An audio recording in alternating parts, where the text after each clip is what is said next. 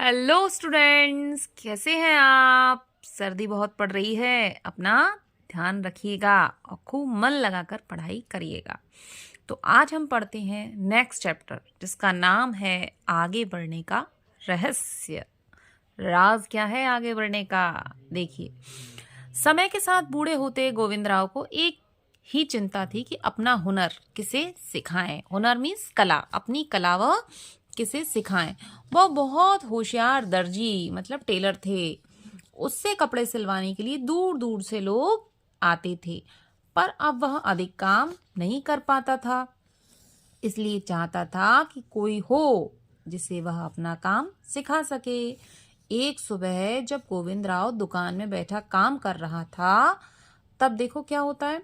12-13 साल का देवू नाम का अनाथ लड़का, अनाथ जिसका कोई ना हो, जिसके माता पिता ना हो, वहां आया। वह भूखा और बेसहारा था। गोविंदराव ने उसे खाना खिलाया। पेट भर खाना खाकर लड़का बोला, बाबा आप मुझे अपने पास रख लें, मैं आपका काम कर दिया करूंगा। गोविंदराव ने सोचा, चलो कुछ तो सहारा होगा ही मुझको। अब क्या होता है, देवू गोविंदराव के पास रहने लगा। दुकान के ऊपर ही एक छोटा कमरा था जिसमें दोनों लोग रहने लगे। देवू साफ सफाई करता, पानी भरता और बाजार के काम भी करता। दोनों खा पी कर दुकान पर आ जाते। धीरे धीरे देवू दुकान का काम भी संभालने लगा। धागों के रंग मिलाना, सिले कपड़ों की तह करना, कभी कभी ग्राहकों के कपड़े घर भी पहुंचा आता था।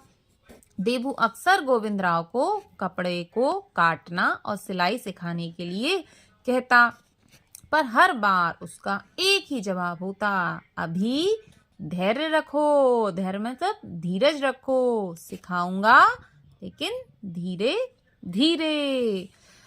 कई माह यूं ही बीत गए। देवू धागे मिलाने और छोटे मोटे काम ही करता रहता।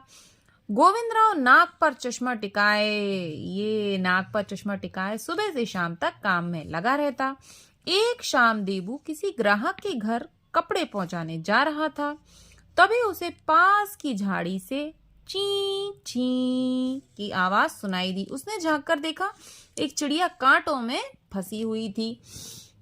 देवू ने उसे आहिस्ता से, बड़े धीमे से, बड़े संभाल के कांटों से बचा बचा कर निकाल लिया। पानी से उसकी आंखों को साफ कर दिया। पेड़ की एक डाल पर बैठा दिया। चिड़िया उसे धन्यवाद देते हुए बोलती है। चिड़िया उसे क्या कहती देती है, धन्यवाद कहती है, थैंक यू, तुम बहुत अच्छे हो देवू, तुमने मेरी जान बचाई। अगर तुम्हें मेरी जरूरत हो तो पुकारना, वहां दूर पेड़ पर मेरा एक घोंसला है, तुम वहां आकर मुझे आवाज लगाना। कहकर चिड़िया उड़ गई। अब आप सब बताना, क्या आपने बोलती हुई चिड़िया देखी है? ठीक है, बताइएगा कमेंट बॉक्स में। देवू वहां से चल दिया, पर उसका मन बहुत परेशान था। वह सोचने लगा कि उसने अपने दिल की बात चिड़िया से क्यों नहीं कही। 2 दिन बाद देवू सुबह सुबह चिड़िया के पास जा पहुंचा। चिड़िया रानी उसने पुकारा। तुरंत चिड़िया फुदकती हुई डाल पर आ बैठी। क्या बात है देवू, परेशान लग रहे हो? हाँ, मैं बहुत परेशान हूँ, कहते हुए उसने अपनी सारी बात सुनाई। चिड़िया ने अपनी पूंछ हिलाई, फिर बोली, देवू मेरा मित्र जादूगर है, जादूगर। मैं उससे तुम्हारे लिए सहायता मांगूंगी, तुम कल शाम को आना। देवू वापस आकर काम में लग गया। अगली सुबह फिर चिड़िया के पास जा पहुंचा। चिड़िया ने उसे 2 दस्ताने दिखाए। दस्ताने मीन्स ग्लव्स, एक सफेद और दूसरा काला। चिड़िया ने कहा, सफेद दस्ताने पहनोगे तो तुम काम जल्दी सीख जाओगे, काले दस्ताने पहनोगे तो तुम्हें किसी से कुछ सीखना ही नहीं पड़ेगा। देवू ने सोचा, फिर काले दस्ताने उठा लिए। चिड़िया ने कहा, देवू ध्यान से पहनना, इन्हें एक बार खो जाने पर तुम्हारी कोई सहायता नहीं कर सकूंगी। देवू ने चिड़िया को धन्यवाद दिया और काले दस्ताने पहन वापस आ गया। उसे ऐसा लगने लगा मानो उसकी उंगलियां कैंची सुई मशीन की तरफ खिंची चली आ रही है। दुकान पर उसने एक कपड़ा मेज पर बिछाया और कैंची से उसे काट डाला। बिना कुछ सोचे समझे वह मशीन पर उसे सीने भी लगा, मतलब सिलने भी लगा।